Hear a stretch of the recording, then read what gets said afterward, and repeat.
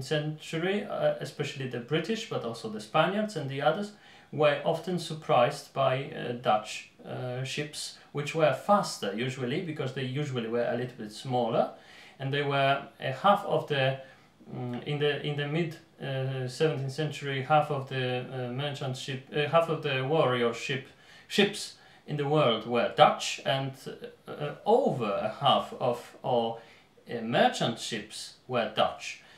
Dutch ships were usually a little bit smaller. It relates both to merchant and warrior ships than British or French ships, for instance, and they were also operated by more numerous crews, because there were really many people who got used to that at this period, already got used to live from the sea. So there were many people who were keen on being and becoming mariners. So the crews were more numerous, the ships were faster and lighter and faster. And the same, because so many ships there were, and so many mariners there were, and sea captains, the Dutch people were also much more advanced when it comes to geographical discoveries and geographic discoveries, and they knew about many regions in the world, much about which regions the other nations knew very little. For instance, the Dutch, it was very in a funny way. Sometimes it's told that it's said that the Dutch have discovered Australia, but then they covered it again. And that's true. Abel Tasman have discovered in 17th century, discovered Australia, called it Tasmania, didn't know where it ends, but and thought maybe it was more an isle than a continent, but he nevertheless discovered it. But then he covered it because the Dutch people, the Dutch Empire, colonial empire, was already vast enough, and they didn't want to use this opportunity to have any more settlers and so on and so on. But they also didn't want the others to have this secret known.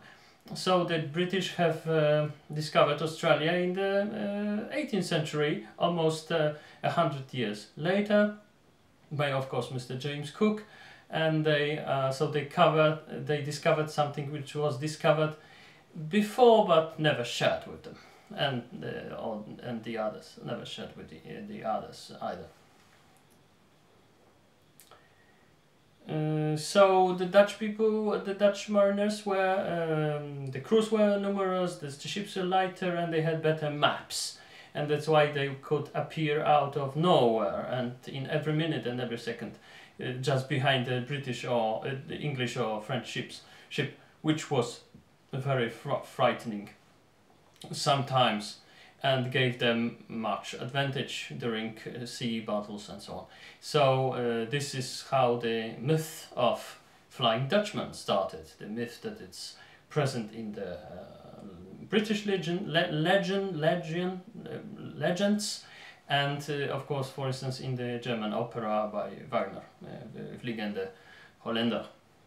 By the way, Holland was always the strongest province in the Netherlands, so although the proper name of the country is the Netherlands and always was, sometimes it's referred to as Holland, the whole, it's the same thing as with England being the strongest of British nations.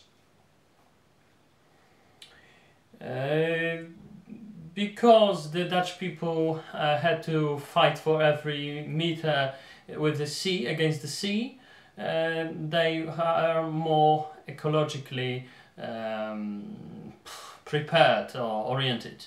So also it was mentioned, and it makes sense.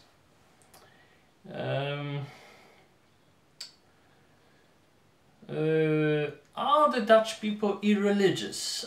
Contrary to what my students have said, I don't think so, because what we know as the Dutch attitude towards life is mostly what the Amsterdam thinks. Because because Holland is small and the distances between the main cities are small, you can really choose a place to live according to your Weltanschauung. You really can choose your city on ideological grounds if you want.